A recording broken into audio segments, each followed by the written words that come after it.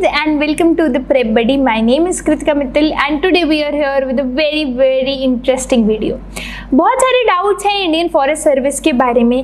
क्या करती है ये सर्विस, कैसे इसमें एंट्री हो सकती है, यूपीएससी एग्जाम कंडक्ट कराता है, तो क्या ये आईएएस आईपीएस की जैसी एक सर्विस है, क्या ये डिफरेंट सर्विस है, इसका मेंस आईएएस आईपीएस के जैसा नहीं होता है, तो कब होता है, तो कैसा होता है, क्या it is same like IAS IPS IRS या ये एक डिफरेंट सर्विस है, क्या इसका एग्ज़ाम डिफरेंट होता है, कहाँ पर ऑफिसर्स को प्लेस किया जाता है, कैसे हम अप्लाई कर सकते हैं, हु इज़ एलिजिबल, क्या एग्ज़ाम पैटर्न होता है, क्या हायरार्की होती है, क्या पर्क्स हैं सर्विस के एंड सो ऑन।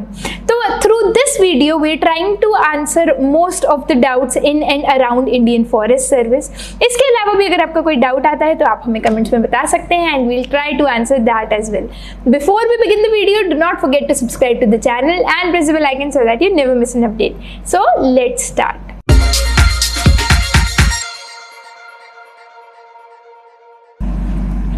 सबसे पहले हमको देते हैं कुछ basic information about IFS. IFS Indian forest service है which is responsible for managing the forest and the wildlife of India.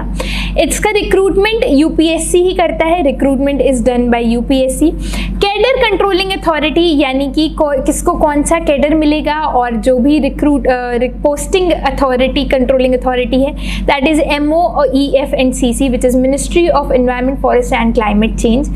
IFS is an all India service like IAS and IPS. It is same like IAS IPS. All India service का मतलब ये है कि इसका जो authority होती है, जो मैनेजमेंट होता है, it is done jointly by state and centre, right. Posting according to state cadre होती है, यानी कि ऐसा नहीं है कि आपके ट्रांसफर्स और पोस्टिंग्स पैन इंडिया होती जाएगी। सर्विस की शुरुआत में ही आपको एक स्टेट कैडर अलॉट कर दिया जाता है, एक स्टेट अलॉट कर दी जाती है और आपको अपनी पूरी सर्विस, पूरा टेन्योर उसी स्टेट में सर्व करना होता है। Other than of course the centre deputation. अगर आप सेंटर में डेप्यूटेशन पे नहीं जा रहे हैं किसी डिपार्टमेंट में, तो आपको एक सिंगल स्टेट में ही अपनी पूरी सर्विस बितानी होती है। 26 स्टेट कैडर्स हैं इसमें, 26 स्टेट कैडर्स हैं जो आपको अलॉट किए जा सकते हैं, including 3 joint cadres. Joint cadre मतलब असम और मेघालय का एक सिंगल कैडर है। अगर आपको असम मेघालय कैडर चूज करते हैं, अगर आपको वो अलॉट होता है तो आपकी पोस्टिंग इन दोनों स्टेट्स में से किसी भी डिस्ट्रिक्ट में की जा सकती है। मणिपुर त्रिपुरा एक कैडर है, मणिपुर त्रिपुरा में कहीं पे भी आपकी पोस्टिंग की जा सकती है अगर आपको एक कैडर अलॉट होता है। और एक कैडर है अगरमुट में आता है Agartala, Goa, Manipur and all the union territories, right. तो अगर आपको अगमुट कैडर अलॉट होता है तो इसमें आपको अरुणाचल प्रदेश, गोवा, मणिपुर और यूनियन टेरिटरीज, ये सब कैडर में से कोई भी कैडर में किसी भी जगह पर प्लेस किया जाता है। डेप्यूटेशन अपॉर्चुनिटीज अवेलेबल है सेंटर में। इसके अलावा एक बहुत कॉमन डाउट जो इस सर्विस में लेके है that is related to the acronym, कि आईएफएस इसको बोला जाए या आईएफओएस बोला जाए। तो डीओपीटी जो है, डिपार्टमेंट ऑफ पर्सन ट्रेनिंग जो है, that uses the acronym IFS only. जो ऑफिशियल वेबसाइट भी है उसमें भी IFS ही यूज होता है। Even the Indian forest service officers use the acronym IFS with their name, right. इसको कंफ्यूज करते हैं कई लोग इंडियन फॉरेन सर्विसेज के साथ। तो इंडियन फॉरेन सर्विसेज जो है उसका एक्रोनिम भी IFS है। UPSC uses the acronym IFOS इस सर्विस के लिए, इंडियन फॉरेस्ट सर्विस के लिए IFOS यूज करती है क्योंकि वो IFS इंडियन फॉरेन सर्विस के लिए यूज करती है। उसके अलावा बाकी सभी जगह डीओपीटी में, चाहे ऑफिशियल वेबसाइट में, चाहे ऑफिसर्स के द्वारा, इसके लिए एक्रोनिम IFS ही यूज किया जाता है, राइट। अगर मैं बात करूँ एलिजिबिलिटी की, तो एज लिमिट इसमें अप्लाई करने के लिए वही है जो यूपीएससी में है, which is 21 to 32 years, which is relaxable for some categories. अगर मैं इसमें एजुकेशनल क्वालिफिकेशन की बात करूँ तो all the science graduates can apply for IFS।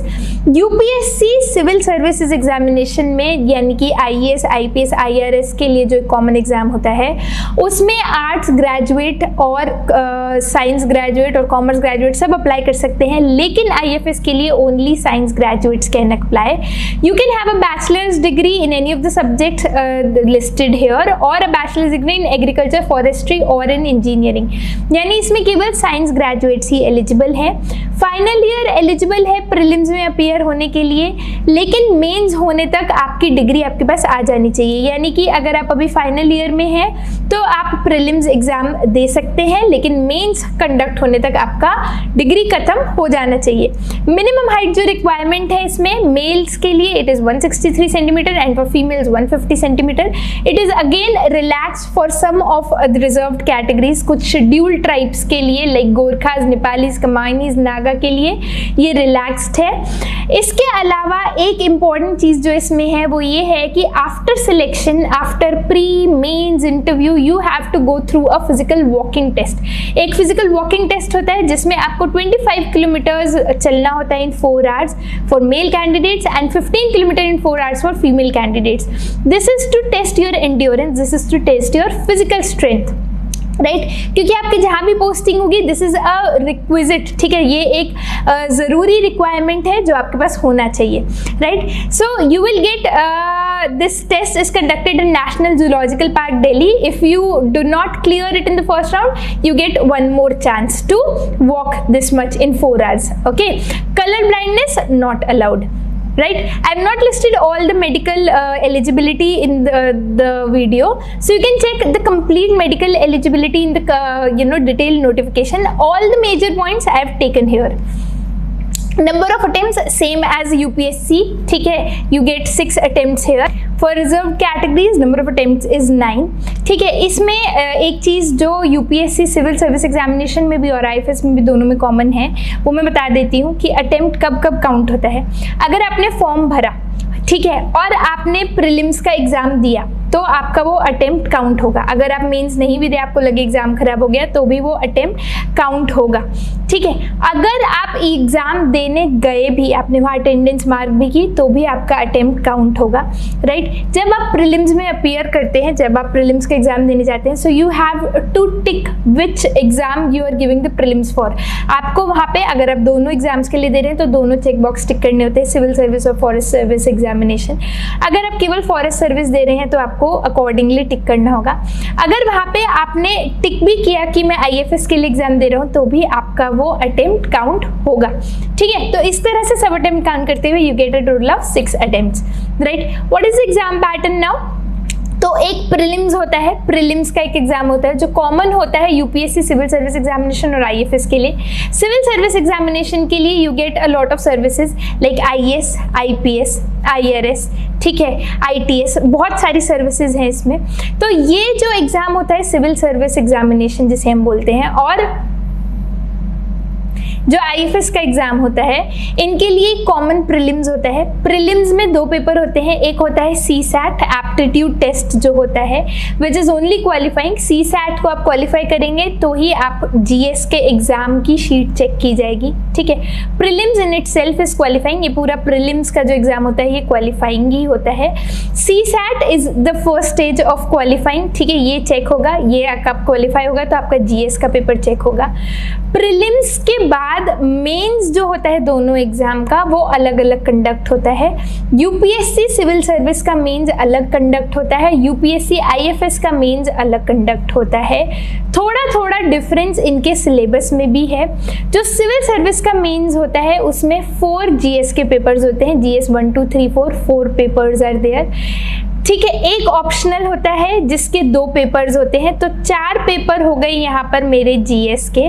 एक ऑप्शनल होता है जिसके 2 पेपर्स होते हैं, तो 2 पेपर हो गए ऑप्शनल के.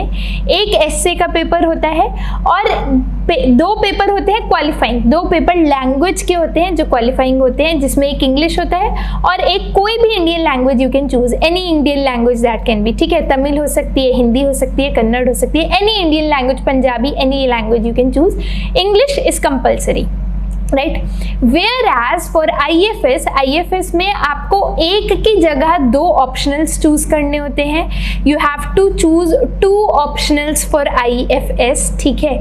ये इसीलिए इंजीनियरिंग कैंडिडेट्स के द्वारा, जो लोग इंजीनियरिंग सर्विस का एग्जाम दे चुके हैं उनके द्वारा ये ज़्यादा प्रेफर्ड है, क्योंकि वो क्या करते हैं कि एक तो अपना इंजीनियरिंग सब्जेक्ट, टेक्निकल सब्जेक्ट को एक ऑप्शनल ले लेते हैं, और दूसरा ऑप्शनल जो है वो कोई भी GS का सब्जेक्ट या कोई कॉमन सब्जेक्ट ले लेते हैं, ठीक है। तो पहला डिफरेंस तो ये है कि इसमें 2 ऑप्शनल होते हैं। सिविल सर्विस में 1 ऑप्शनल है, इसमें 2 ऑप्शनल होते हैं। इसमें 1 पेपर होता है GS का, यहाँ 4 पेपर हैं, इसमें 1 पेपर होता है GS का। इसमें ऐसे पेपर नहीं होता है और इसमें केवल इंग्लिश का एग्जाम होता है, ठीक है। मेंस क्लियर करने के बाद आपका पर्सनालिटी टेस्ट होता है। पर्सनालिटी टेस्ट या फिर जिसे आप इंटरव्यू जानते हैं, तो आपका इंटरव्यू होता है। इंटरव्यू के बाद आपका फिजिकल वॉकिंग टेस्ट होता है और फिर आपका मेडिकल टेस्ट होता है, ठीक है। सिविल सर्विस एग्जामिनेशन में आपका फिजिकल टेस्ट नहीं होता है, आप मेंस क्लियर करते हैं और आप इंटरव्यू या पर्सनालिटी टेस्ट में अपीयर होते हैं, right. I hope exam pattern और डिफरेंसेस क्लियर हुए होंगे, करेक्ट। अब हम बात करते हैं रिक्रूटमेंट की, ट्रेनिंग की। तो आप पर्सनालिटी टेस्ट देने के बाद you go through a physical test and then you go through a medical test, correct. जब आपके सब टेस्ट हो जाते हैं, जब आपका फाइनल रिक्रूटमेंट, जब आपकी फाइनल लिस्ट आ जाती है, फाइनल रिक्रूटमेंट हो जाता है, उसके बाद आपकी होती है ट्रेनिंग। तो ट्रेनिंग में सबसे पहले होता है एक foundation course. Foundation course is common for all the services, IAS, IPS, IFS, तीनों सर्विसेज के लिए ये फाउंडेशन कोर्स कॉमन है। It is conducted at LBSNAA, Lal Bahadur Shastri national academy in Mussoorie, right. So this is a 3 months course, एक 3 months का course होता है लबासना मसूरी में। उसके बाद ये फाउंडेशन कोर्स खत्म होने के बाद होती है प्रोफेशनल ट्रेनिंग, यानी कि फॉरेस्ट सर्विसेज से related training, which is of total duration of 21 months, ठीक है। जो टोटल ट्रेनिंग टाइम है, यहाँ पर जो टोटल ट्रेनिंग टाइम है that is 2 years। This is the longest training of all the services, okay. तो 3 months होती है लबासना में, फिर 18 months प्रोफेशनल ट्रेनिंग, जब आपको OT यानी कि ऑफिसर ट्रेनिंग कहा जाता है, वो कंडक्ट होती है IJNFA FRI कैंपस में, Indira Gandhi national forest academy, FRI campus, forest research institute campus इन देहरादून। ये ट्रेनिंग कंडक्ट कराई जाती है। इस ट्रेनिंग में एक इंट्रोडक्टरी टूर होता है, 5 थीमेटिक टूर होते हैं। थीमेटिक टूर में 4 डोमेस्टिक टूर्स होते हैं, जिसमें पूरा भारत भ्रमण होता है, और एक इंटरनेशनल टूर होता है। इसके अलावा wild life technical tour, weapon training, NPA attachment, NGO attachment, जब आपको जाकर किसी गाँव में रहना होता है, ये सभी कुछ आपकी प्रोफेशनल ट्रेनिंग का ही पार्ट होता है। Apart from theory, apart from all the laws that you are taught regarding wild life, regarding forest, regarding environment, जो भी आपकी फिजिकल ट्रेनिंग होती है, उसके अलावा ये सब टूर्स आपकी ट्रेनिंग में इंक्लूडेड होते हैं। ये 18 months कंप्लीट होने के बाद होती है आपकी ऑन जॉब ट्रेनिंग या OJT, जिसमें 3 months आपको पोस्ट किया जाता है। जो भी आपका स्टेट कैडर है, जो भी आपका कैडर अलॉट हुआ है, उस स्टेट में आपको पोस्ट किया जाता है एज अ रेंजर, ठीक है। तो you have to work as a ranger for 3 months in whichever state, जो भी आपका कैडर है, वहां पर किसी भी डिस्ट्रिक्ट में आपको एज अ रेंजर चार्ज किया जाएगा, पोस्ट किया जाएगा for 3 months, which is known as on job training, in which you have to learn the field job. क्या काम होगा वो आप सीखते हैं, राइट। इसके अलावा IFS में आने के लिए एक तो है डायरेक्ट रिक्रूटमेंट, जिसकी हमने अभी भी बात की, जो UPSC एग्जाम कराता है उसके थ्रू। इसके अलावा इसमें जो एक और एंट्री पॉइंट है that is through state forest services. जैसे कि PCS का एग्जाम होता है, वैसे ही स्टेट फॉरेस्ट सर्विस का भी एग्जाम होता है, तो वहां से भी IFS का रिक्रूटमेंट होता है, ठीक है। IFS मतलब जिसे हम DFO मानते हैं, जो इसका एंट्री लेवल पोजीशन है वहां पर।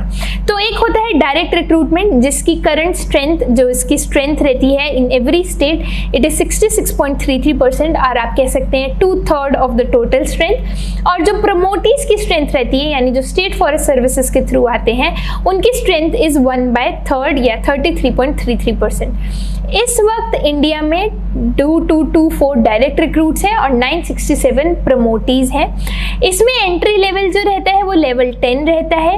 Entry level state forest services में भी लेवल 10 रहता है। इसमें जो फ़र्क आता है दैट इज़ इन प्रमोशंस, ठीक है।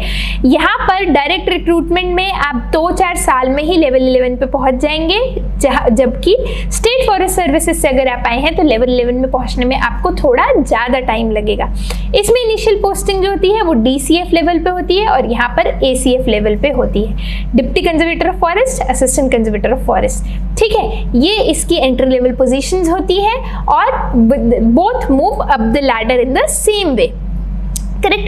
अब अगर हम बात करें ड्यूटीज ऑफ IFS की, यानी कि क्या काम IFS को एक्चुअली करना होता है, तो मेन रोल जो उनका होता है that is to implement national forest policy 1988 and to enforce certain act, Indian forest act, wild life protection act, biodiversity act and environment protection act. ये सब एक्ट्स को इन्फोर्स करना और नेशनल फॉरेस्ट पॉलिसी को इम्प्लीमेंट करना ही IFS की duty है। जहाँ भी आपकी पोस्टिंग है वहाँ पर अगर कोई वाइल्ड लाइफ एरिया है तो वाइल्ड लाइफ की सिक्योरिटी को, सेफ्टी को इंश्योर करना, अगर वाइल्ड लाइफ नहीं भी है तो जो भी एनवायरनमेंट, जो भी फॉरेस्ट है उसको मैनेज करना और प्रोटेक्ट करना। इसके अलावा अगर आपकी पोस्टिंग किसी नेशनल पार्क में, टाइगर रिजर्व में, एलिफेंट रिजर्व में, वाइल्ड लाइफ सेंचुरी में हुई है तो उसको मैनेज और प्रोटेक्ट करना, ठीक है। तो बेसिकली जो बायोलॉजिकल जो भी हमारे एस्पेक्ट्स हैं, जो भी एनवायरनमेंट है उनको प्रोटेक्ट करना और उनको मैनेज करना ही ड्यूटी है IFS की, ठीक है। पावर क्या होती है? Now powers of IFS are derived from Indian wild life act and Indian forest act. इसी में जो पावर्स इनको दी गई है, जो इन ऑफिसर्स को दी गई है, वही इनकी पावर्स है।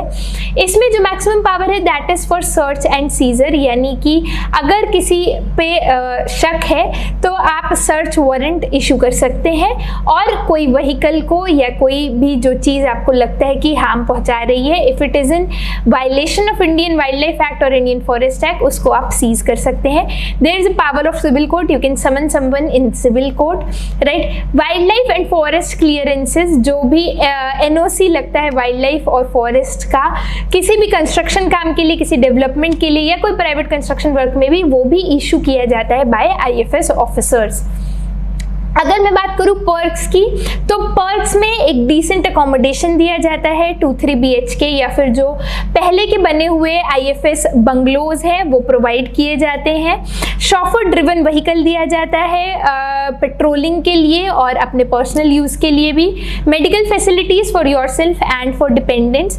उसके अलावा घर के साथ साथ आपको कुछ हाउस हेल्प मिलती है, आपको काम करने के लिए कुछ सर्वेंट दिए जाते हैं, कुछ अलाउंसेस दिए जाते हैं कुछ स्पेशल पोस्टिंग्स में, यानी कि अगर आपकी टाइगर रिजर्व में या किसी नेशनल पार्क में या कहीं पोस्टिंग है तो आपको एक मंथली अलाउंस एक्स्ट्रा दिया जाता है। पोस्टिंग्स जो होती हैं इसमें वो depending on the district, depending on the region, आपकी urban as well as rural areas में हो सकती हैं। सर्विस हायरार्की हम देखते हैं अब। तो ये जो सर्विस हायरार्की है इसमें जो आपकी एंट्री लेवल पोजीशन है, entry level position is this one, ठीक है। जूनियर टाइम स्केल लेवल 10 मैंने बताया आपको। तो आपकी जो स्टार्टिंग सैलरी होती है दैट इज इन दिस पे मैट्रिक्स 56,100 to 1,77,500, इसमें आपकी स्टार्टिंग सैलरी होगी एंड थ्रू प्रमोशंस आपकी सैलरी इस तरह से लेवल 17 तक जा सकती है। जब आप प्लेस होते हैं, जब आपकी पोस्टिंग होती है तो आपका एंट्री लेवल ACF हो सकता है, असिस्टेंट कंजर्वेटर ऑफ फॉरेस्ट, जो SDO लेवल होता है। उसके बाद आप डिप्टी कंजर्वेटर ऑफ फॉरेस्ट बनते हैं, या जिन्हें हम DFO, या फिर अगर किसी टाइगर रिजर्व में, नेशनल पार्क में पोस्टिंग है तो DD, डिप्टी डायरेक्टर इस नाम से जानते हैं। उसके बाद आप बनते हैं कंजर्वेटर ऑफ फॉरेस्ट, फिर आप चीफ कंजर्वेटर ऑफ फॉरेस्ट बनते हैं, फिर additional principal chief conservator of forest and then principal chief conservator of forest. Principal chief conservator of forest बनने के बाद भी एक होता है हेड ऑफ फॉरेस्ट फोर्सेज, ठीक है, जिसे हम बोलते हैं HOF। तो PCCF HOF is the highest position that you can achieve in a state posting, ठीक है। ये हाईएस्ट पे लेवल है और हाईएस्ट पोस्टिंग है जो नियर द रिटायरमेंट कोई ऑफिसर अटेन कर सकता है। Right. So this is it guys. I hope all your doubts and all your questions have been answered. जो भी information about IFS, जो भी doubts थे वो सब answer हुए होंगे. I hope this video would be helpful to a lot of you.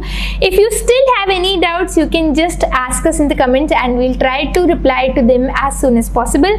Thank you so much for watching. If you found this video helpful, do give us a thumbs up and share it with your friends. Do not forget to subscribe to the channel and press the bell icon so that you never miss an update. Thank you so much. Take care. Bye bye.